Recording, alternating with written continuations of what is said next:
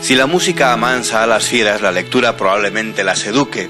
Nuestro invitado de hoy define la lectura como sencillamente una obra de arte. Leer por libre es su nuevo libro, y hoy aquí en Periodista Digital es un placer poder charlar un ratillo con Agapito Maestre. Bienvenido a Periodista Digital. Bien hallado, Miguel, ¿cómo estás? Muchas gracias.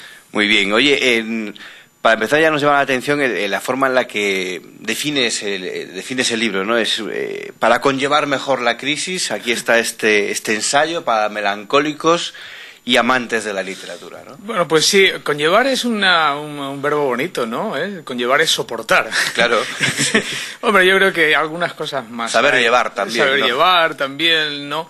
Bueno, leer yo creo que es lo único que nos educa, que nos civiliza, junto con la escritura y quizá también con saber contar, ¿no? Es decir, si el que no sabe aritmética mal se puede entender por la vida. Claro. Pero bueno, son los ideales clásicos, o los ideales del mundo clásico, de cómo uno puede hacerse también ciudadano, puede estar en la polis.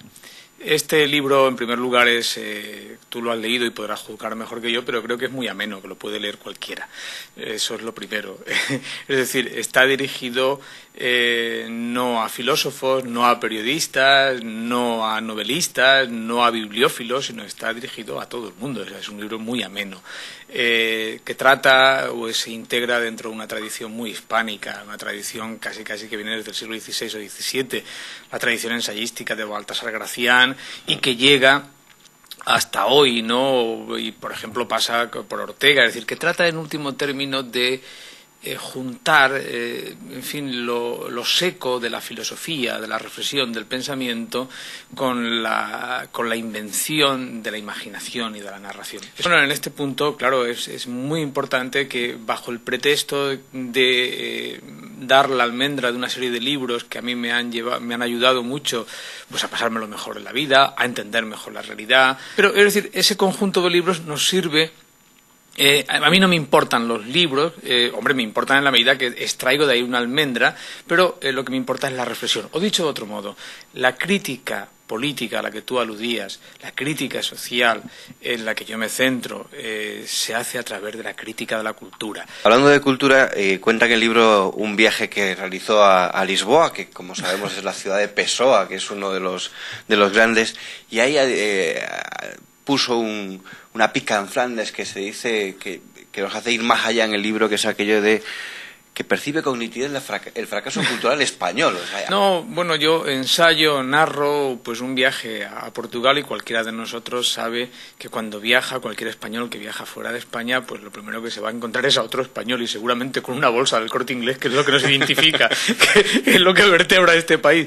Entonces, bueno, yo valiéndome de Pessoa en un viaje por Lisboa, pues entonces distinguía entre viajeros y turistas, que todo el mundo hace, pero si uno viaja a Portugal y lo compara con España, se da cuenta que Portugal tiene una lengua muy clara, muy definida, muy determinada, tiene una bandera muy clara, muy determinada, tiene unas formas, unas costumbres, unas tradiciones que se mantienen y se acrecientan. Esas tradiciones, además, es lo que hace que el país, no hablo de tradicionalismo, sino que manteniendo esas tradiciones, ese país cada día es más fuerte. Y culturalmente, claro, también es un país fuerte.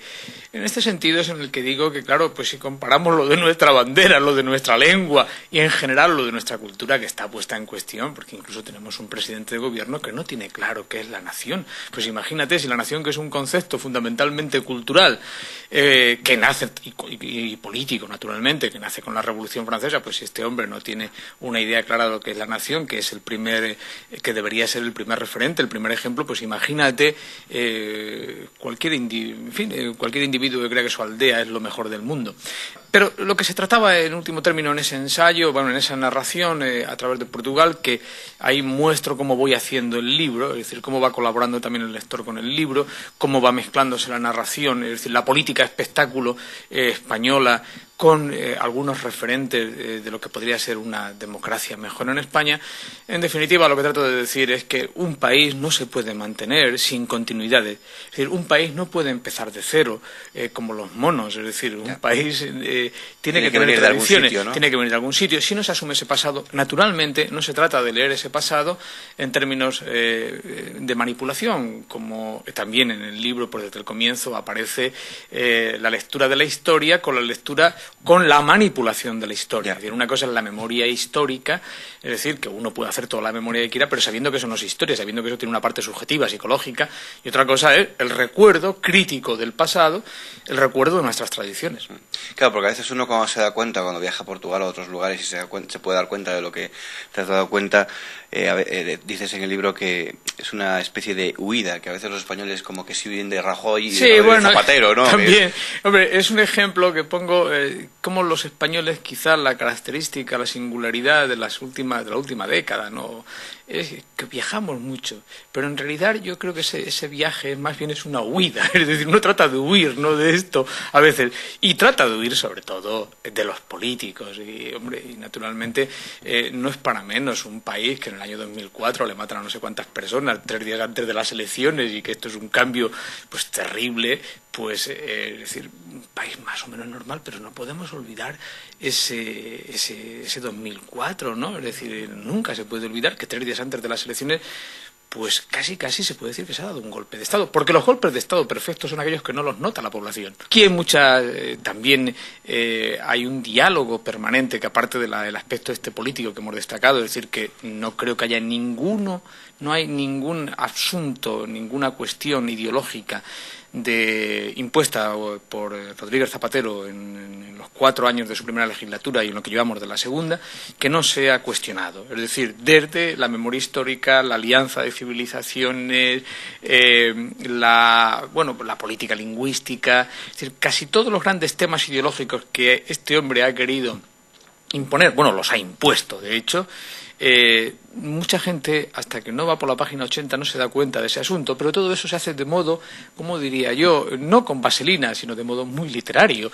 Entonces, claro, eso es ameno, es decir, esa discusión, eso es, yo creo que eso es fundamentalmente la contribución del libro. ¿Es que les hace falta un poco más de altura literaria a los miembros del Congreso de los Diputados, sobre todo cuando les oímos hablar, ¿no?, que se les critica mucho? De todas maneras, yo no creo eso sí, cuando no van a trabajar, desde luego, es decir, la moral profesional le falta mucha, deontología profesional. Hoy me he encontrado, ahora con estos calores que venía por Madrid, me he encontrado 4 o 5, con zapatillas, con chancletas y tal, ya se iban de vacaciones, o sea, y con lo que cobran y tal, o sea, los políticos españoles están muy bien pagados, y no hacen casi prácticamente nada. Ya se van de vacaciones, casi todo. Bueno, yo creo que hasta octubre no van, ¿no?